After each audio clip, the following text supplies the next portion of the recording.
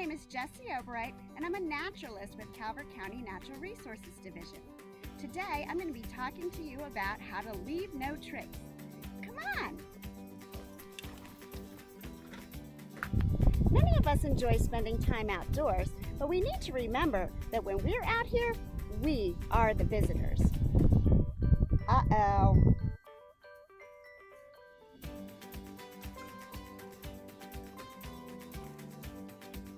If we aren't careful, we can have a negative impact on our environment. It's up to each and every one of us to do our part to keep natural spaces unspoiled. Environmentalists have developed the phrase, leave no trace, or LNT for short, to remind us not to disrupt nature or wildlife when we venture into the great outdoors.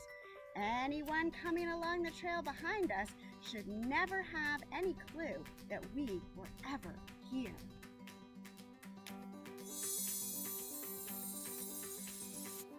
There are 7 principles to leave no trace, and I'm going to teach them to you. These are general rules to follow anytime you're venturing into the great outdoors, whether that be the remote wilderness, your local park, or even your own backyard. You can follow along with my hand gestures to help you remember all 7 principles. Principle 1, plan ahead and prepare. Nothing ruins a fun trip into the outdoors faster than poor planning. But poor planning can do more than just ruin your day and potentially put you in danger. It can negatively impact the environment as well. For example, lost hikers may tread off trail trying to right their way, damaging the ground cover and surrounding fragile habitat in the process. A forgotten camp stove could result in damage to trees as the campers seek fuel for their cooking fire. A group who failed to become familiar with the park's pack it out trash policy may end up littering because they didn't bring any trash bags to clean up after their picnic. None of these groups intended to cause harm, but their poor planning had consequences. Before you set out, you should consider the weather, terrain, rules and regulations of where you will be visiting, the fitness of your group, as well as ensuring that everyone is prepared with essential clothing and equipment. Know before you go, and you will help protect nature and save yourself some serious headaches. Principle 2, travel on durable surfaces. The goal of travel in the outdoors is to move through natural areas while avoiding damage to the land or waterways. By concentrating travel and recreation in designated spaces, it minimizes the impact to the surrounding ecosystems. Parks typically have established treadways, camping and picnicking areas, and it is important to follow the posted signage. When in doubt, choose the most durable surfaces to concentrate your impact. A rocky path is more durable than a dirt path, is more durable than vegetation. So think and choose wisely before you move through. Principle 3, dispose of waste properly. We all know that it is bad to litter, but when using the outdoors for recreation, we need to go a little beyond that. In modernized facilities, use designated waste receptacles according to the park rules and posted signage. When you are utilizing areas that do not have waste disposal facilities, the rule is that if you packed it in, you must also pack it out. This includes all trash, unconsumed food, and food scraps, which are dangerous to wildlife if left behind. Going into a really remote area and no restrooms around, take time to learn the rules of safe bathroom hygiene practices in the backcountry to keep you and your fellow outdoor users safe from potential contamination. Principle 4, leave what you find. We all love that feeling of discovering something really cool in the outdoors. A pretty rock, a beautiful flower, a neat seashell. It's tempting to want to take home just a small souvenir, but be considerate and allow others a sense of discovery by leaving rocks, plants, archaeological artifacts, and other objects of interest as you find them. Picking a few flowers does not seem like it would have any great impact, and if only a few flowers were picked, it wouldn't. But if every visitor thought, I'll just take a few, a much more significant impact might result. Take a picture or sketch the flower instead of picking it.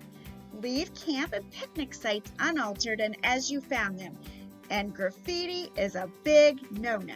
It is unsightly and unlawful on public lands. The only thing that should be left behind after your visit are your footprints. Principle 5, minimize campfire impact. A cheery campfire is a quintessential part of many people's camping excursions, but careless campfire practices can be detrimental. Consider if a camp stove, which has much less impact on the environment, might better suit your situation.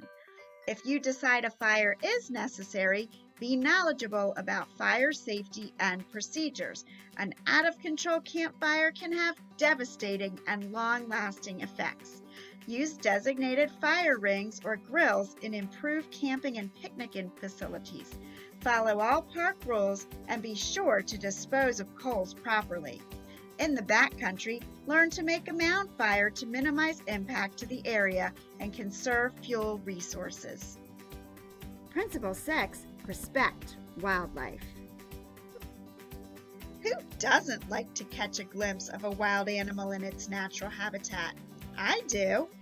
But considerate outdoors people observe wildlife from afar and give animals a wide berth. Selfies are not okay. Getting too close is disruptive and stressful to wildlife and could put you in danger.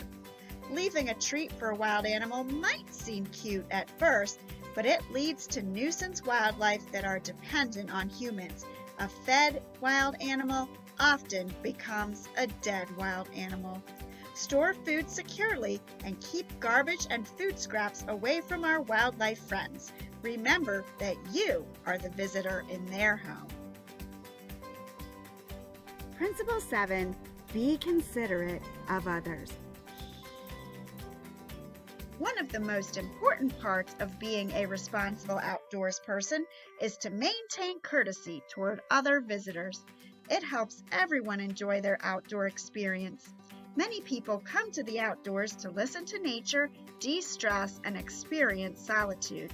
Excessive noise, uncontrolled pets, and damaged surroundings take away from the natural appeal of the outdoors. We have been talking about how to leave no trace of ourselves in the outdoors after we leave, but consider how we can minimize our impact on other visitors while we are still there. Being respectful of our fellow outdoor enthusiasts, their space, and their experience will go a long way towards ensuring we all enjoy our time out in nature. Okay, that was all 7 principles in a nutshell. Let's go over them one more time. Plan ahead and prepare. Travel on durable surfaces. Dispose of waste properly. Leave what you find. Minimize campfire impact. Respect wildlife. Be considerate of others. Fantastic job, everyone. You're all set to get started enjoying the great outdoors. I hope to see you along the trail soon.